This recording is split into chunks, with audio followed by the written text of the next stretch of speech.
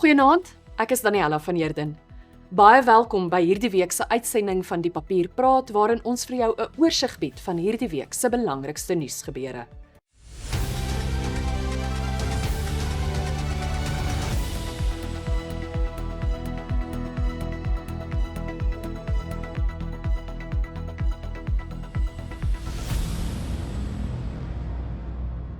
In vanaand se belangrikste nuus. Dramatiese onthullings by die Madlanga Kommissie het die tonge los. Die provinsiale regering van Limpopo skuld talle munisipaliteite in die provinsie geld. Onsekerheid oor die Mangaung Metro se toekoms. Outa kry 'n dringende interdik teen Aarto. Rugby skeieregter Amy Barretron tree voorlopig uit weens kanker. Die staat mag appeleer teen die vrylating van die omstrede pastoor Timothy Omotoso. Hoë bloeddruk neem toe onder Suid-Afrikaners jonger as 40. In sportnuus gesels Jana Swart oor die groot stilte voor Driekus Du Plessis se geveg Sondag. Sy gesels ook oor die Karibeker reeks, Saterdag se Springbok toets en die juniorbokke se Wêreldbeker eindstryd Saterdag in Georgië. Die Vusimusi Cat Matlala spinnekopweb ontvou stuk vir stuk voor die Madlanga Kommissie. Byna soos in 'n sepie volg daar ook weeklikse dramatiese onthullings met nuwe name van betrokkenes. En dan is daar ook nog die wat te siek is om voor die kommissie te getuig. Van Julius Malema, EFF-leier, tot Feroz Khan, die geskorste polisiegeneraal wat in die hospitaal aansterk na 'n oënskynlike sluipmoordpoging. Byna elke naam wat genoem word, het egter een ding in gemeen: 'n verbintenis met Vusimusi Cat Matlala, die baas van die Groot 5 kartel en Medicare 24. In van dese week se uitgawe van Die Papier gee ons vir jou 'n grafiese ontleding om die katnes van korrupsie behoorlik te verstaan. Die provinsiale regering in Limpopo skuld van sy munisipaliteite bykans R1 miljard vir eiendomsbelasting en munisipale dienste. Hierdie syfers is vervat in die provinsiale tesourie se jongste verslag oor die toestand van die provinsie se munisipale finansies. Teen 31 Maart het die uitstaande skuld meer as R900 miljoen beloop. Daarvan was ongeveer R727 miljoen al vir meer as 'n jaar aan munisipaliteite verskuldig. Die nasionale tesourie het ook reeds gedreig om die provinsie se gelykberegtigingstoelaag te weerhou weens al die onbetaalde rekeninge. Die knypende finansies laat kommer oor die Limpopo regering toeneem na maande van omstredenheid by die provinsiale wetgewer. Die ouditeur-generaal het verlede jaar bevind die wetgewer het slegs 68% van sy 58 prestasieteikens in die vorige boekjaar behaal. Meer hieroor in môre se uitgawe van Die Papier. Ons bly by kommerwekkende munisipale finansies. Die Mangaung Metro is vir die 9de agtereenvolgende jaar onseker of hy as lopende saak sal kan voortbestaan. Dit is deur die Metro bevestig. Die ouditeur-generaal wys ook in 'n onlangse verslag daarop dat die Metro finansiëel in die knyp is. Boonop is Mangaung een van die 69 munisipaliteite wie se gelykberegtigingstoelaag deur die nasionale tesourie weerhou word. Die onstabiliteit by die Mangaung Metro is die hoogste van die 8 metros met 61% van die poste wat vakant is, omdat geen geld beskikbaar is om personeel te betaal nie, dit terwyl 78% van die poste by die watereenhede vakant is. Waterverliese in Mangaung beloop al die afgelope 4 jaar gesamentlik meer as R185 miljard.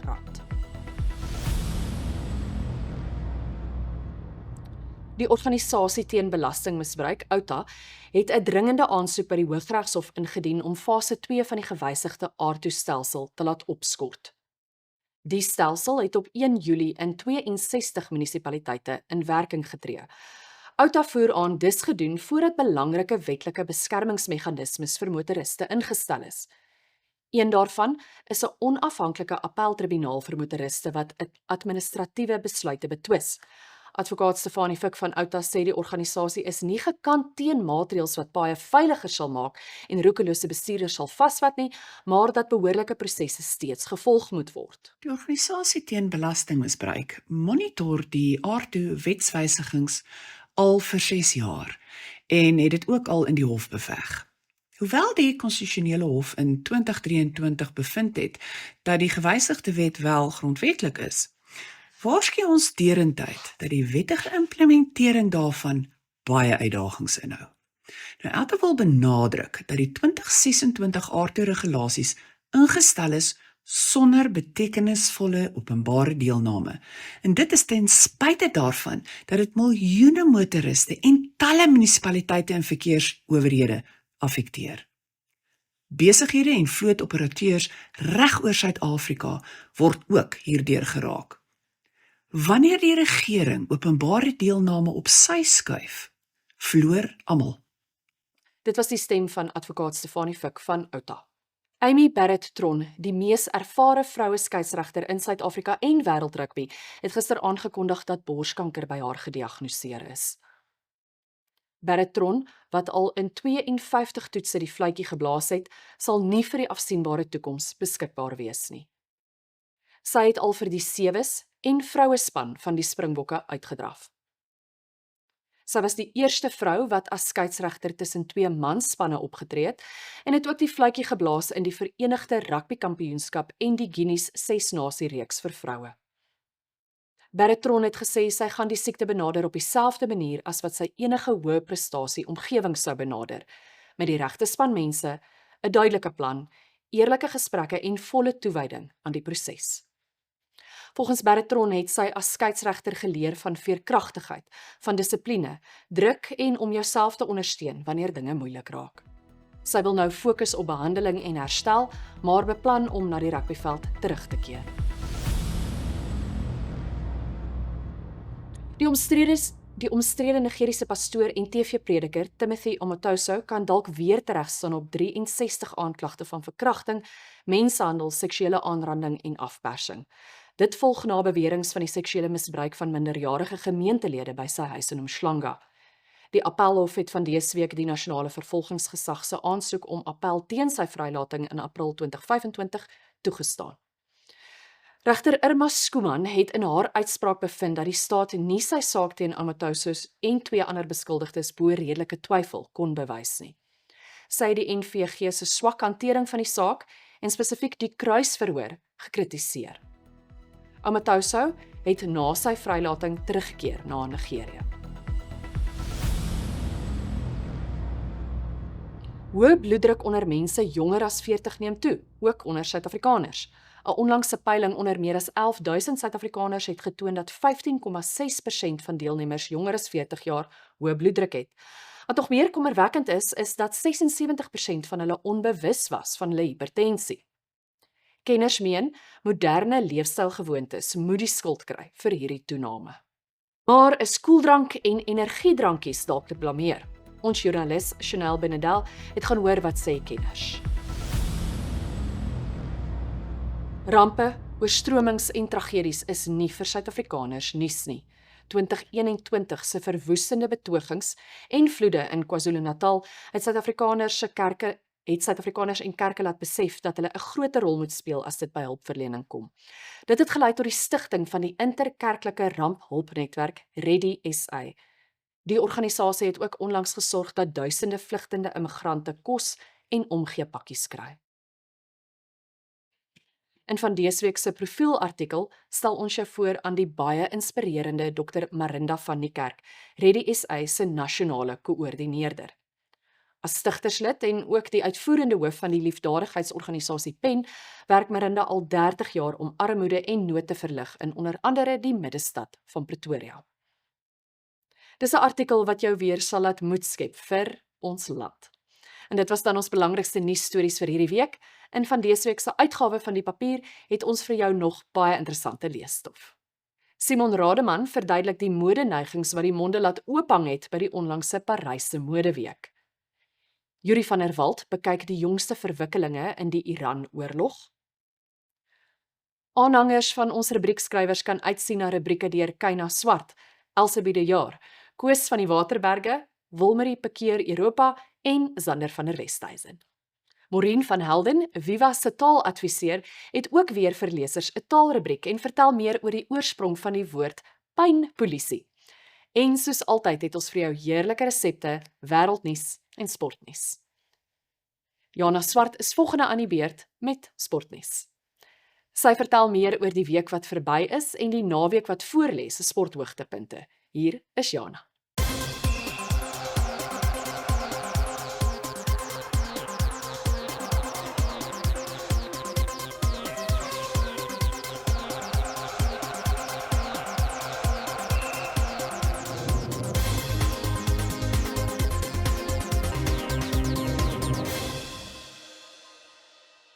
Baie dankie Daniella. Ons begin by die naweek se groot geveg. Die wolk van stilte wat deesdae oor Driekus Du Plessis hang, laat mens wonder, wat weet Driekus wat nie ons of hulle weet nie? Waarskynlik dat hy vreesloos fokus vir sy stryd Sondagoggend in die middelgewig titel in gemengde gevegskuns. Hy kom in Oklahoma City te staan teen Kamaru Usman, maar dis nie ongewoon vir elite-atlete om in die aanloop tot groot kragmetings te swyg nie. So sê Marita Klaasen, 'n sportsielkundige van Pretoria, aan die papier. Wanneer topsportlui vir spesifieke teenstanders voorberei, verkies sommige om nie hul gedagtes in die openbaar te deel nie. Morne Visser, Du Plessis se afrigter, het gesê hulle het meer as genoeg tyd gehad om vir die geveg voor te berei. Hulle het ook verskeie aanpassings gemaak, veral aan Driekus se stoei-tegniek. In sokkernuus. Argentinië sal Sondag aand as gunsteling in die eindstryd van die Wêreldbeker sokkertoernooi poog om die eerste span te word om sy titel suksesvol te verdedig na Brasilië in 1962. Spanje wag in New York en kan nie onderskat word nie. Die Europeërs sal alles uithaal om hul tweede titel te wen na hulle in 2010 oorwinning in Suid-Afrika. Jy kan ook uitsien na 'n naweek propvol rugby. Die Springbokke pak Wallis Saterdag in Durban as een van net 3 onoorwonde spanne in die nuwe Nasies Kampioenskap. Die ander 2 wat juis Saterdag teen mekaar uitdraf, is die All Blacks en Ierland. Om bo die All Blacks op die punteleer te bly, sal die Bokke die hoogste moontlike punteverskil teen Wallis wil aanteken. Rassie Erasmus, Springbok afrigter, gooi weer verskeie nuwelinge aan die diepkant van toetsrugby in. Hulle is Jaco Williams, vleuel, Woesie Moyo, loskakel, Ruben van Heerden slot en Carlos Heidi stit, wat al 4 in die beginspan is. Die Karibeker reeks wat môre begin, bly volgens die president van SARU, Mark Alexander, van uiterste belang. Alexander het aan die papier gesê dat SARU hom opnuut verbind om die Karibeker se statuur as die grootste prys in provinsiale rugby te laat voortleef. Volgens hom moet dit die toekomstige generasies inspireer. Die Pumas en Sharks pak mekaar môre aand in Mbombela in die eerste wedstryd van vanjaar se kompetisie. Die junior Springbokke sal Saterdag aand hul onder 20 wêreldtitel teen Frankryk in die eindstryd in Tbilisi, Georgië, verdedig. Siposeto Mnebelele, die kaptein van die junior Bokke en sy span het tot dusver heel wat beter as die Franse hane gevaar, met die meeste drieë in die groepfase van die toernooi. Suid-Afrika spog met 29 drieë gedruk teenoor die Hane se 21. Kevin Foot, die hoofafrigter van die junior Bokke, het aan die papier gesê hy is tevrede met sy span se karakter en dat hulle nou sielkundig moet sterk staan vir Saterdag se eindstryd. Sondag se Belgiese Grand Prix is op net meer as 7 km die langste baan op die 2026 kalender. Die volle ren sal uit slegs 44 rondes bestaan. Die Spa-Francorchamps-baan gaan vir groot opwinding sorg. Dis een van die beste verbysteekbane met 44 verbysteekgeleenthede. Die 19-jarige Kimi Antonelli, die voorloper in die kampioenskap, is uitgeknip vir die baan en mag dalk net weer op die podium eindig. Dit was dan hierdie week se belangrikste sportnuus, maar maak seker jy lees môre die papier vir nog meer sportnuus. Volg gerus ook ons webwerf by diepapier.co.za as jy op hoogte wil bly van plaaslike en internasionale sportnuus. Terug na jou, Daniella. Dit was Jana Swart, ons sportverslaggewer. Sportliefhebbers kan uitsien na 4 bladsye se sport in môre se uitgawe van Die Papier. Nou het ons vir jou nuus uit die res van die land verskaf deur ons susterpublikasie Nova News.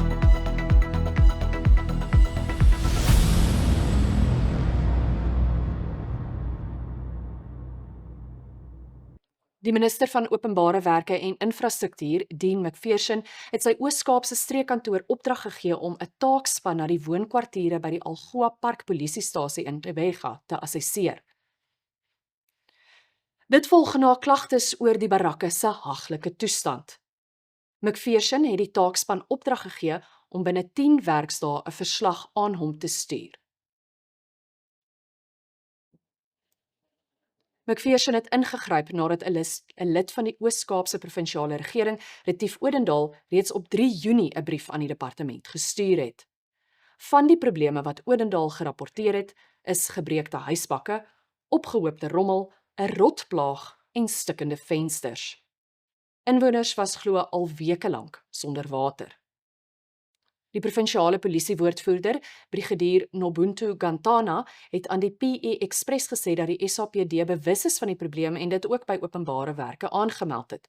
Volgens haar is die SAPD net verantwoordelik vir die dag-tot-dag instandhouding en nie vir die instandhouding en strukturele verval van geboue nie. Gantana wou nie sê hoeveel polisielede tans in die barakke woon nie. Die gemeenskap van Algoa Park het die Demokratiese Alliansie onlangs genader om besoek te kom aflê aan die polisiewoonstelle wat direk langsaan die Algoa Park se polisiestasie geleë is. Met ons besoek daar was ons geskok geweest om die haglike omstandighede te sien waarin polisielede hulle self bevind. Van die polisielede was bereid om met ons te praat en het vir ons gesê dat hulle lewe tans in vrees saam met hulle families daar. En dit is as gevolg van die feit dat sekere polisielede hulle woonstelle onderverhuur het aan persone wat nie gekeer is nie en derhalwe het daar kriminele elemente in sekere woonstelle ingetrek. Dit wil dus voorkom asof sekere van die woonstelle gekaap is en die departement van openbare werke en die polisiediens het geen beheer oor wat daar aangaan nie. Daar is grootskaalse vandalisme, veral in die gemeenskaplike areas, waar meeste van die bedrading reeds gesteel is, die huisbakke werk nie, daar is geen agent wat die geboue bestuur nie, en dis is daar geen formele rommelverwydering nie, en daar is ook natuurlik geen sekuriteit wat toegangsbeheer toepas nie. Ons het vir minister Dean McPherson geskryf om asseblief te vra vir sy onmiddellike toetrede en hy het onderneem om assessering te doen oor die toestand van die geboue en dan dadelik aksie te neem nadat hy die bevindinge onder oog gehad het. So ons hoop vir die beste, want dit is regtig probleemgeboue wat nie net 'n gevaar vir die inwoners daar is nie, maar ook 'n oogseer en 'n probleem vir die nabye inwoners van Algoa Park is. In Bloem News Express kan jy hierdie week die inspirerende storie lees van 'n groep motorfiets-entoesiaste se unieke geldinsamelingsveldtog. Die Extreme Bikers, almal regsgeleerdes, het verlede maand 'n avontuurrit na Boesmansgat naby Danielskuil onderneem. Hulle onderneem reeds sedert 2020 elke tweede jaar so 'n fondsinsamelingsrit vir liefdadigheid. Vanjaar se begunstigde is die Bloemfontein Hospice wat 50 pasiënte versorg. By hierdie hospice is daar plek vir 9 pasiënte, maar die res word tuis versorg danksy 'n kundige span wat mediese kenners insluit. Die groep het gister die hospice besoek waar die hoof, Hanneke Libbe, hulle vir hulle bydrae bedank het. 'n Kamer is ook na die groep vernoem. Advokaat Henk Silje, wat vanjaar se Danielskuil avontuur gereël het, sê hulle was 14 motorfietsryers wat die tog van sowat 830 km van Bloemfontein tot by Danielsgat onderneem het. Die groep beskryf dit as 'n onvergeetlike reis van avontuur en vriendskap en sonder 'n swemsessie in Danielsgat uit as 'n besliste hoogtepunt. Nog 'n mooi storie, hierdie keer uit die Oos-Kaap. Die Kouga News berig vandag oor 'n skaatsplankryer van Hankie wat 20.000 km deur die land wil skaats om geld in te samel vir liefdadigheid. Nathan de Pre sê die Amerikaanse skaatsplankryer Jason van Porpel se onlangse Suid-Afrikaanse avontuur het hom geïnspireer. De Pre sê skaatsplankry is vir hom terapeuties en 'n teenvoeter vir depressie. Hy mik ook vir 'n nuwe wêreldrekord vir die langste tog per skaatsplank. Die rekord staan tans op 12.000 km. Dit gaan egter vir de Pre oor meer as sy naam in die Guinness Book of Records. Hy wil die geleentheid gebruik om fondse in te samel en die fokus te laat val op hawelose jeugdiges en dwelmrehabilitasie. Hy het aan die Kouga News gesê dat daar kinders is wat op straat slaap en dink niemand gee om nie, of dat hulle te ver heen is om hulle verslawing te bowe te kom. Volgens de Pre is haweloosheid meer as net die afwesigheid van 'n dak oor jou kop. Hy sê dit gaan daaroor dat jy geen hoop het nie. Hy hoop om die tog binne die volgende 3 of 4 maande aan te pak. Dit was dan 'n oorsig van interessante nuus soos verskaf deur ons susterspublikasie Nova News. En as jy op hoogte wil bly van plaaslike sowel as wêreldnuus, onthou, Nova News is gratis. 21 gemeenskapskoerante van reg oor die land sorg vir daaglikse opgedateerde nuus. En jy kan hulle gaan volg by novanews.co.za.